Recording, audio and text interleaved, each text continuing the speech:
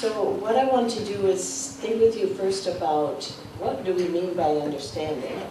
Why is teaching for understanding important? And then what do we mean by teaching for understanding? What does that include? And finally think about what are the role of ICTs and e-learning and supporting that. To get the conversation started about why understanding is important, I sometimes think of this progression with the arrows representing meaning. So meaningful data is information, meaningful information is knowledge, meaningful knowledge is understanding, and knowledge connected with values is wisdom. I think in the past, educational systems have focused too much on this lower left corner in transmitting information and maybe knowledge to students. But in a world where knowledge is changing so fast, we need to prepare students not to understand what's already known, but to negotiate in a world where much is unknown and much is changing. So I think our educational systems need to focus more on cultivating understanding and wisdom. But what do we mean by understanding? Let me ask you to think about something that you understand very well. So I'm asking you to reflect on your own experience and think of something that you're sure you understand and consider how you know you understand that. It could be something you learned in school, but it might be something that you know from some other part of your life. It might be that you know how to tell stories or dance the tango or have a dinner party. Maybe you know how to act in a play. Think of something you understand and then ask, how do you know you understand it? What's the evidence? I'll give you a minute to think.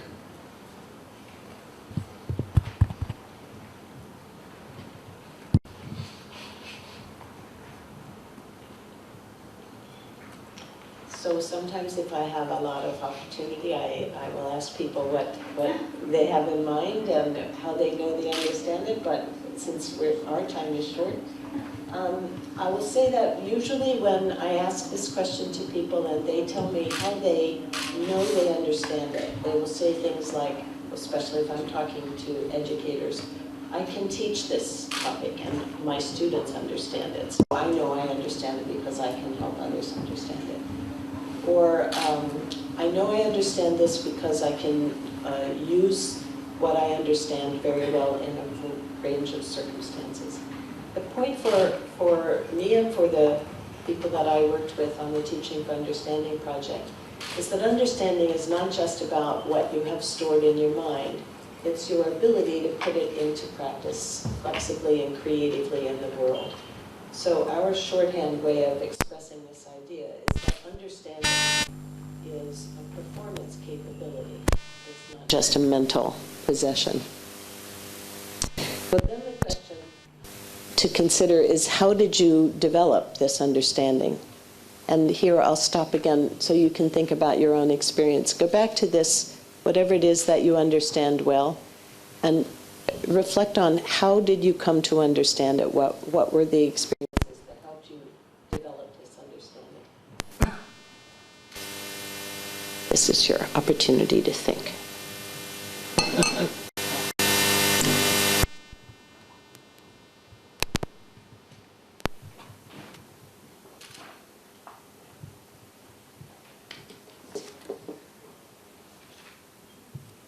So again, just to condense the conversation, I'll imagine what was going on in your head based on what I've heard from other people. But what they say is, I developed this understanding by watching or listening, but then trying out my own skills. Maybe I got feedback and coaching from somebody who was already very knowledgeable. I see people nodding.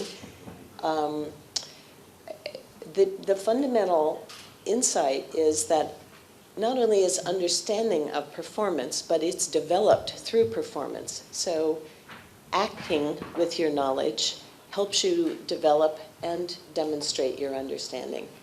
And that puts this notion of performance, understanding performances or performances of understanding in a central place as both a mechanism for developing understanding and as a way of demonstrating understanding. It's easier to think about this notion of understanding developed through performance sometimes in relation to athletics or to the arts. Nobody would expect people to learn to play football simply by reading about it. Of course you would have to. You might read, you might look at diagrams, you might listen to your coach explain how to do things, but then you would go out on the field and work on it. And you would be able to see from your own experience whether you made goals or missed the ball altogether. Your coach would say you need to carry your weight differently. I don't know anything about football, so I'm making that part up. But you would get feedback on your draft work. And the same is true if you were learning to play the cello. But in school, much of the reading or much of the learning that we do is not a similar kind of coaching of performance. It's a much more passive experience.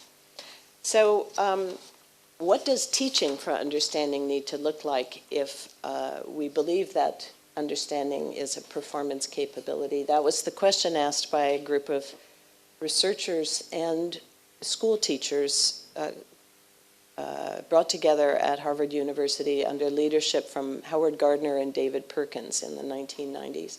This Teaching for Understanding project started with the conception of understanding as a performance capability, and then went looking for teachers who were good at cultivating understanding on the part of their students in 8 or 10 different kinds of schools in the Boston area, both elementary and secondary schools. Teachers of different subject matters were nominated who were very good at cultivating their students' performance capability in terms of understanding. With those teachers, we wrote case studies of their work and analyzed themes in what we saw in those case studies, and the patterns that emerged and involved these elements. First, we saw that teachers who were effective at cultivating students' understanding built their curriculum around what we came to call generative topics. These were topics that were central to the subject matter they were teaching. They were core to the curriculum, but they also were framed in a way that was connected to learners' interests and to the teacher's passions.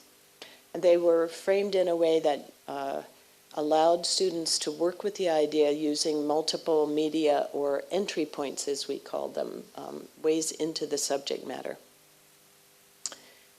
And they were framed usually as a question or in some way that invited continuous inquiry. So they were topics that you didn't just cover, you uncovered them, and they revealed more depth. A second characteristic of teaching for understanding was that teachers focused on goals that aimed not just at remembering, not just in the lower part of that diagram of recalling information or knowledge, but aimed at cultivating students' ability to apply their knowledge creatively in the world. And those goals were made clear and explicit to learners from the beginning. So students were really aware of what the goals of their learning were. A third characteristic, not surprisingly, was that teachers who were effective at cultivating understanding designed lessons that included many opportunities for students to act with their knowledge, to apply what they were learning, to get feedback on early drafts and revise those to improve them.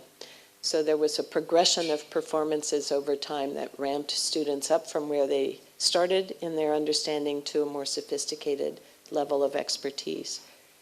A fourth characteristic was that teachers who were good at cultivating understanding used what we now call formative feedback. We called it ongoing assessment and feedback, meaning that there were many opportunities to get to look at draft work in relation to criteria for high quality work, with the criteria clearly related to goals, made obvious and public to learners.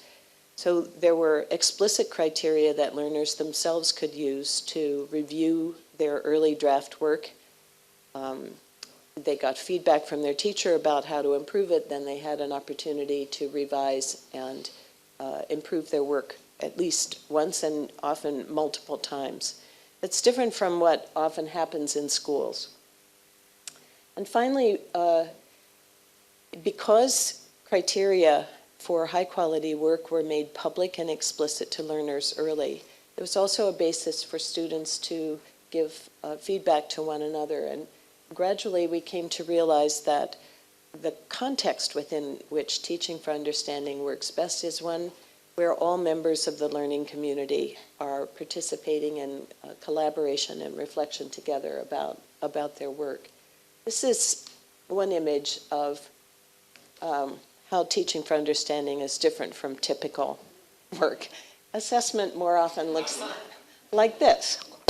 And you know, there's no useful information about how you could do better, just that wasn't good. My husband gave me this image once, and I'm not too sure why he thought it was a good present.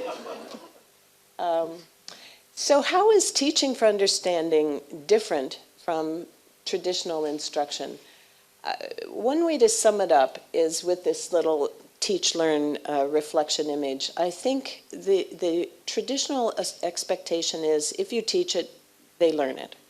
And there's more focus on, I covered the curriculum, than there is on what did people really understand. If you listen to the language of education about delivering instruction, what you begin to hear underlying the usual talk and assumptions is the idea that knowledge is a product to be distributed, that teaching is a matter of transmitting that product to the learners, that learning is basically a process of receiving information. The job of students is to absorb information and repeat it back, pretty much in the form that it was transmitted to them. Exams test whether they can do that. And if you look at schools, the way the furniture is organized looks like this. They're set up for transmission, which is what I'm doing right now, except for a little occasional opportunity for you to think. But for the most part, schools are organized as places where teachers cover the curriculum. I think of this as a combination of assumptions and practices and settings that add up to a paradigm, a transmission paradigm. But Teaching for Understanding is really built on quite a different paradigm, in which understanding is thought of not as a product, but more as a process, where teaching is not a matter of transmitting, but of cultivating performance capability on the part of learners, where learning is an active process of constructing understanding, of making sense of ideas, not simply of taking them in, where the job of learners is to think, to apply what they're learning, to create, to critique, where exams need to be more performance assessments that assess expertise, not just whether you got the information in your head, and where members of learning communities actively participate in teaching and learning, all the members. So teachers are learners and students are teachers, as well as vice versa. And all these members share authority and responsibility for both teaching and learning. And where the nature of the school is a community of inquiry, where the adults as well as the learners are continually involved in reflecting on their progress and thinking about how they can improve. So it's a real different paradigm, this Teaching for Understanding construction paradigm or co-construction paradigm is quite different from the transmission paradigm. Teaching for Understanding is similar to many other current ideas in education. I don't want to suggest that this is a magic framework or that it's dramatically different from many other good ideas. I understand that my colleague Howard Gardner was here a month or so ago talking about his theory of multiple intelligences. I see that as very connected to Teaching for Understanding, not surprisingly, since Howard was one of the leaders of the Teaching for Understanding project, along with David Perkins. But this idea of multiple intelligences is that learners have many ways of making sense of the world and expressing their understanding through movement, through visual imagery, through sound, through philosophical questions, and that you're more likely to be successful in reaching students if you teach with materials that engage a variety of intelligences, not just the ones engaged by print. This notion is also reinforced by an initiative that it has a lot of currency in the United States called Universal Design for Learning. It was developed by people who study brain science and the implications for learning. It aims to articulate ways of teaching that make it possible for a wider range of students to succeed. It was started by people who work with students who have disabilities, and has evolved the notion that if you provide lots of ways of learning, fewer students will seem disabled. The metaphor is consistent with changes in architecture, in which in the United States now, and I think in Barcelona I've seen too, all the sidewalks have curb cuts, have little ramps that allow wheeled vehicles to reach the street and not have to go off the curb. The idea is that people on bicycles, people with baby carriages, people who have to use a rolling chair, all have the same access to the sidewalk now as people who are walking regularly. So the range of disabled people shrinks when you design things in a way that make them more accessible. So the universal design people's, their main theme is that you need to use multiple ways of engaging learners, multiple ways of allowing them to represent or make sense of ideas, multiple ways of expressing their understanding. Give them choices and variety, and more people will appear to be abled. And teaching for understanding is consistent with those ideas in the sense of recommending a rich variety of performances. This is an image that Terry Anderson, who speaks to you later, will recognize because it comes from his work based on John Dewey's work. Here the core message is that learning proceeds through cycles of inquiry, not just one transmission process. These cycles need to connect thinking, work inside your head, with action in the world. They involve some private work, but some work involved with other people, some public and social engagement. And that the role of reflection and dialogue are highlighted as important in connecting knowledge with action. Again, the teaching for understanding idea of focusing on performances over time with cycles of making sense is consistent with this image. One other thought is that with a focus on understanding as performance, there's an emphasis on making thinking visible to other learners, to the teacher. And by making thinking visible, the opportunities for students to learn from and with one another are amplified. This Visible Thinking website is organized through Project Zero. It's online, and it has a lot of really good recommendations for little moves you can make as a teacher that help make thinking visible. So I recommend that, but also want to emphasize that it's a line of thinking that's quite compatible with teaching for understanding. And finally, I want to reinforce that the culture within which a community supports understanding is one where authority and responsibility are shared. When we were working on the Teaching for Understanding project, the Harvard police put up a poster that appeared in our office, and it said this. It said, "Leaving the door unlocked is like giving everyone the key." And what they meant was, shut your office door when you leave, or somebody will come in and steal all your stuff. But what I thought was telling everyone in your class what your understanding goals are, making the criteria for high-quality work explicit up front, giving them multiple opportunities to define and achieve those criteria is like giving everyone the key to understanding instead of keeping all that information to yourself.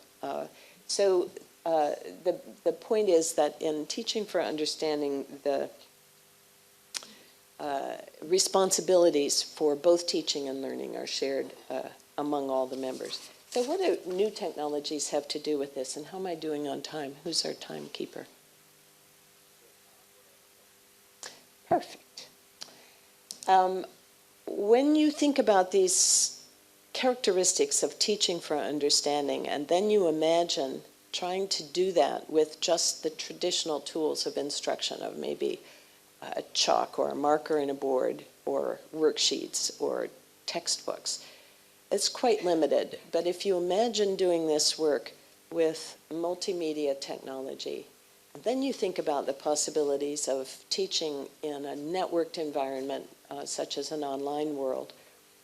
Lots of opportunities begin to appear. First, that particularly in a networked environment, the opportunity to connect schoolwork with learners' lives is vastly expanded. Everyone who studies with the Open University here does so from a context that is part of their regular life. So their connection with school is in the settings that are closer to home or closer to work. So the role of technologies in making learning accessible anytime and anywhere begin to melt the boundaries between learning and life. Digital technologies hold a lot of promise for creating opportunities for learners to interact with materials in ways that traditional print materials don't. They also enable students to interact with teachers and with one another. So the opportunities for making learning active with new technologies is, I think, quite obvious. Supporting multiple intelligence is much easier with multimedia, where you have visual and auditory, and we heard yesterday about virtual laboratories where students can work with simulated laboratories even if they aren't able to come to labs. Well, clearly maybe the lab would be an even more varied experience, but as we know, in many cases schools are not able to afford those resources. So providing at least simulated labs is a way of engaging a wider range of intelligences than reading. Also in an online environment that students can access when and as they wish, they often have the opportunity to take different pathways through the material or to interact with it at times and in sequences that suit their learning better than if they're sitting as you are, having to proceed through the material in whatever way I've chosen using whatever media I have selected. So the opportunity to allow students to pursue the principles of universal design of multiple pathways and multiple representations is higher. When students do their work in digital technologies, they can share them with one another. I found particularly in teaching online using electronic forums with threaded discussion tools that, unlike here, where I really have no idea what's going on in anybody's head but my own, I can't see through your eyes into your mind. But in a course that I'm teaching online where every student is going to post responses to the readings, I can see what they're thinking. They've made their thinking visible and they can see one another's ideas. This opportunity to learn from and with one another is really powerful. Also in an online environment, you sustain the opportunity for connections with learners over time instead of seeing them maybe once a week. In between those sessions, you have activities that allow people to go back to their lives, think about ideas, return to the forum or the place where they're posting their work, put up their current draft, get some feedback on it, and so on. So the opportunities to promote a practical inquiry cycle that is sustained and connected to regular life is heightened. Consequently, well, another feature of working with digital technologies is that when students produce products in that medium, the opportunity to revise them is much easier than if they've got a hard copy piece of paper. So both because their work is visible, they can get feedback from the teacher, from peers, from outside sources if you arrange that. And because it's easier to revise work, the basic principles of teaching for understanding are facilitated by digital technologies. The contact with other learners, the opportunity to interact with them across time and space is obvious. Overall, what I think is that ICTs and network technologies allow teachers to strike a better balance between how much guidance and authority they exercise and how much opportunity for inquiry and innovation and independence they allow their students. I don't think that discovery learning, where you just turn students loose to figure everything out on their own, is particularly wise. I think there is a role for teachers to provide guidance and support, but too often that's way emphasized over students' independent inquiry. To wrap up, I want to be sure I don't leave the impression that I think if you introduce ICTs or if you teach online, then you are automatically teaching for understanding. I'm not saying that I think the technology causes better teaching. I think it enables it, and only if the design of learning is enlightened in the ways that we've been discussing, will the potential of ICTs and new technologies really be used to support teaching and learning for understanding. But I think that potential is very rich. I know you all are already good at it, and I think that these ideas can form a basis for conversations among us about how to get even better at it. Yeah.